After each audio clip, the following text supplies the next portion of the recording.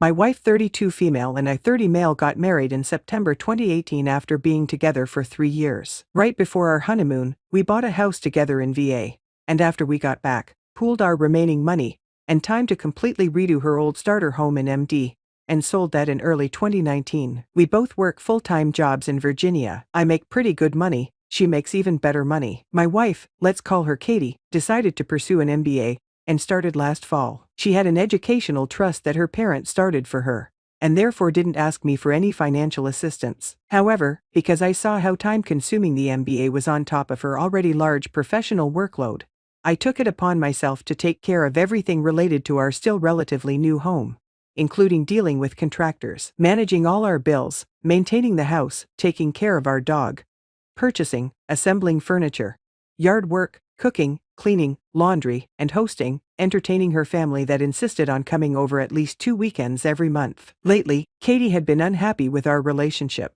complaining that I wasn't spending enough quality time with her, and not making her feel wanted. I tried to argue several times that between her work and studies, and my work and home responsibilities, that there simply wasn't very much time to spend together in general. We would frequently not even get to eat dinner until 9 or 10 at night, and I would either need to bring her a meal to her home office, or we would quickly eat together, and she would return to schoolwork to study or percolate in group project session. She would argue back that the things I was doing around the house were simply my responsibility as a husband, and that while she appreciated it, it didn't count towards me trying to maintain or build our relationship. We'd also been arguing a lot about other things, and combined with the lack of free time, would be intimate maybe once a month. But after one particularly emotional and drunken conversation, about 3 or 4 weeks ago now, I vowed that despite what I already thought was prioritizing her needs, that I would go even further. I began to take off work. I, unlike her, still had to go in during COVID, or go in late, leave early,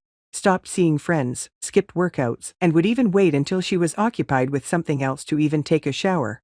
Also, I could spend as much available time as possible with her between her obligations. As a result, things seemed to be slightly improving between us. And now we arrive at last Wednesday. As per usual, I was making dinner for us. We have a tablet in the kitchen that I primarily use for recipes. As I was finishing up, the tablet began pinging nonstop, and I checked out what was happening. As it turns out, the tablet is linked to her Google credentials, and I first saw an ongoing Hangouts conversation between Katie and a friend, discussing what to do about someone's wife who had come to our house that day while I was at work. Scrolling through the conversation history, I found more about Katie's lack of feelings for me, and the longing and dreaming to instead be with some guy, who we'll call Luke. Physically shaking at this point, I decided to venture away from Hangouts and open her Gmail, where I found several emails, going as far back as March, between her and Luke, calling each other babe, sweetheart, and my love. Unsure about what to do next, I first took screenshots of everything I could find,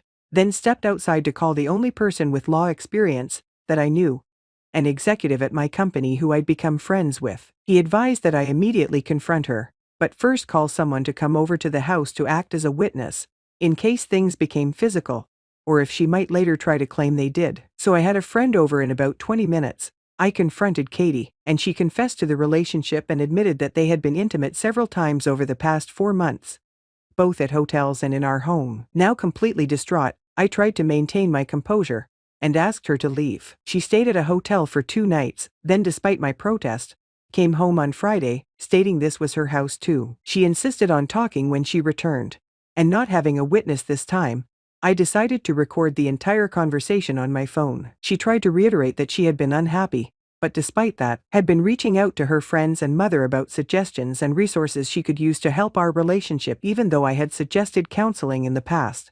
But she refused. She tried to tell me that she made a mistake, that she had already broken it off with Luke a week ago, that I was the only person she wanted to spend her life with, and the only reason she hadn't told me about it was because her friends had advised her not to. She also said that if we truly love each other, that divorce was a mistake, and that we should be able to get through anything. I replied that love is worthless without trust, and then said that if she insists on staying here, to please stay in the guest room. Obviously free usage of her home office and the guest bathroom, but to please stay out of our bathroom unless telling me first. So now I'm here, sitting in my house alone with just my dog. Her and her aunt, uncle, cousins are currently at our neighbor's house for a BBQ. They don't know about what she did. I can't bear to go over there because I don't want to talk to or even look at Katie, much less pretend in front of a bunch of people that nothing happened. 90% of me wants to get a divorce, but despite her feelings, I was very happy with the life we were building. We had even been talking about being pregnant by this time next year. But no matter what I decide to do,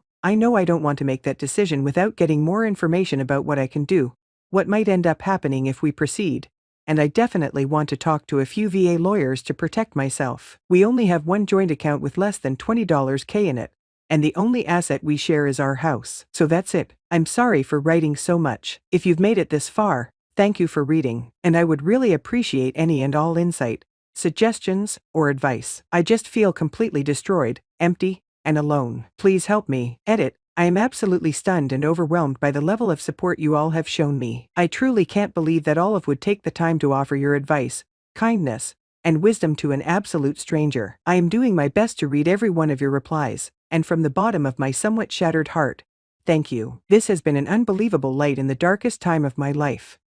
My wife cheated on me and deceived the shit out of me.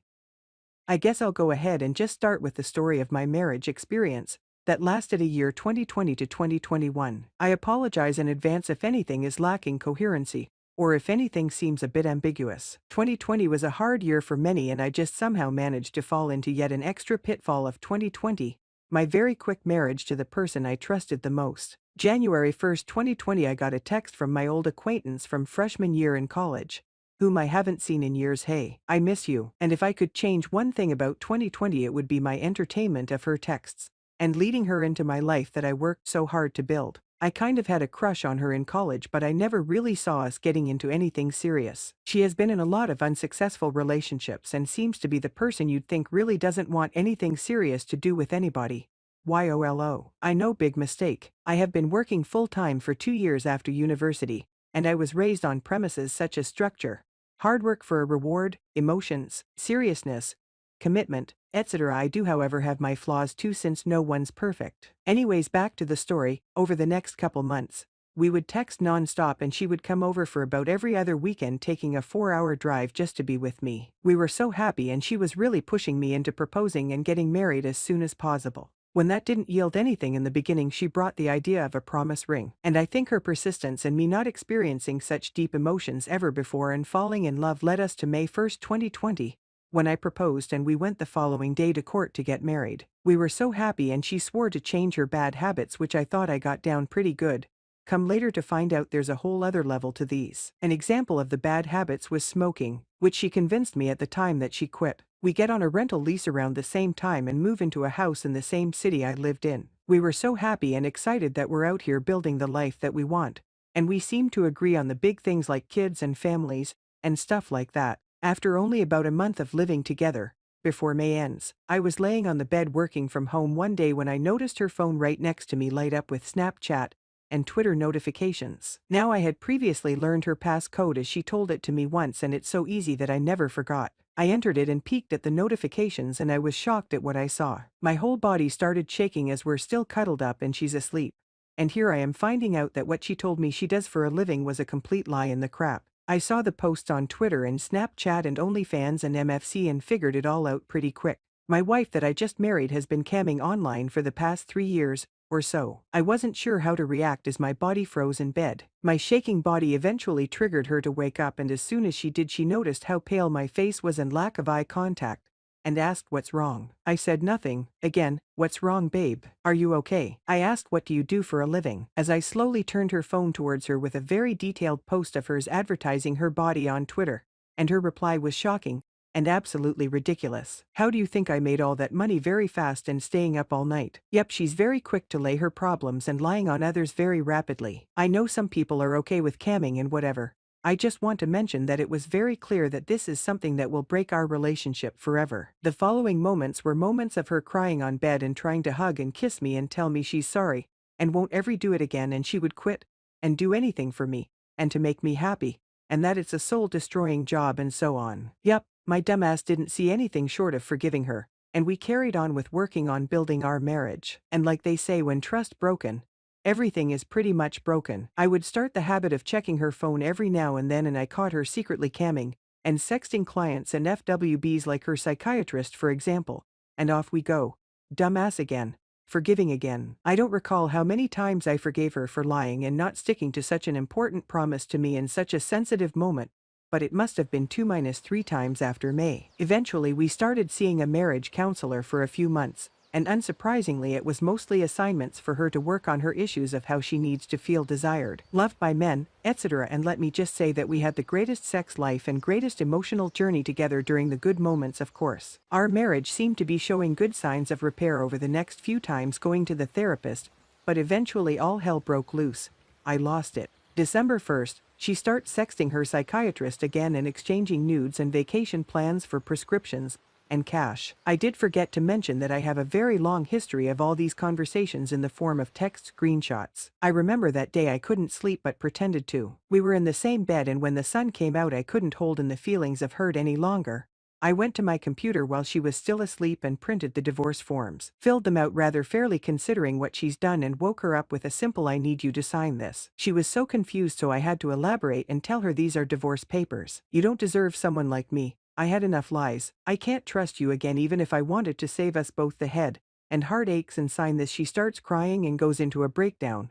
I got no signature that day, unfortunately. Her mom drove down worried after what happened, and I didn't exactly tell her what's been going on but kept it as a simple "our trust is broken, and I can't trust her anymore. This is for the better." After a week of back and forth talk between us, she finally agreed to sign it, wanting us to stay friends. Remember my dumb ass? Yes, I said yes, let's stay friends.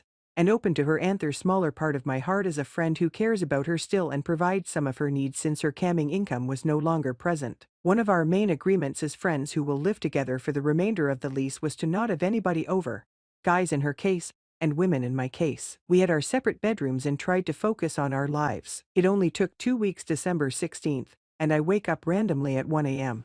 and I see a text from her saying she has a friend over. I text her my disappointed since it's clearly a guy in there, and I felt so disrespected. No answer. I get my phone and go into the backyard and get a good video of what's going in the bedroom. Had I waited 10 more seconds, they would have been all in each other deep. I knocked on the glass creepily as I'm filming her absolute lies and deceptiveness, and the guy starts to leave. This was probably the first time I yell at her throughout the entire year of marriage and call her garbage and disgusting and so on. We come to a resolution after the fighting that she would take over the lease till it ends in May 2021 and would be responsible for the entire rent amount. I started apartment searching and ended up a move-in of just this week, January 9, 2021. Keep in mind 2 things. The first is that in order to take my name off the lease I had to pay the remaining half of the rent for the next months, and we agreed she would pay me those back on a payment plan since she doesn't really have a steady job and she went back to camming now. That agreement was handed yesterday to her and is yet to be signed. The second thing is I have all my property off the house that we lived in except for my washer and dryer that I agreed to leave with her as a little help till the end of January 2021. Trying to decide if I should stick to that agreement now since she almost make a fuss out of everything and won't let go of anything easy. Anyways, that same night, I finalize my move out. 10 minutes later, and with a 20-minute notice, she brings another guy over to move some furniture around, a guy she met on Bumble whom she keeps stressing how successful and rich he is. I find myself spending the night in a motel nearby my new place since the electricity is out. I don't want to reach out to her since I feel like just cutting her off completely from my life 100%. I started watching cheating wives videos on YouTube, and the Reddit storytelling ones brought me here to share my story with you about my infidel ex-wife. My ex-wife deceived me and manipulated me. I was the dumb nice guy who worked overtime trying to find stability on our shaky grounds, and yet I don't get support from her. Instead, all I get is hurt and disrespect even on good terms. I'm glad we had no wedding, and I feel sorry any single soul she decides to manipulate in the future. Yes, she's very good at it, and I'm a dumbass. But overall I'm glad it only took me less than a year to find out who she really is and what she really wants to change about herself. No kids, all financial support except for some furniture she got was from my income and hard work, and I can let go of this person forever now. Even if she comes back on her knees with another "Hey, I miss you," learned a lot. If you made this far, you're all awesome and great listeners to a not so great writer. I hope I get better at it and provide more updates with time. But for me all I wanted was to vent and air out some steam, because for her it's so easy to find a guy and sleep with. But for me I'm still in shock and questioning who the FCK did I marry lol. Thank you, and I hope I didn't lose any of you.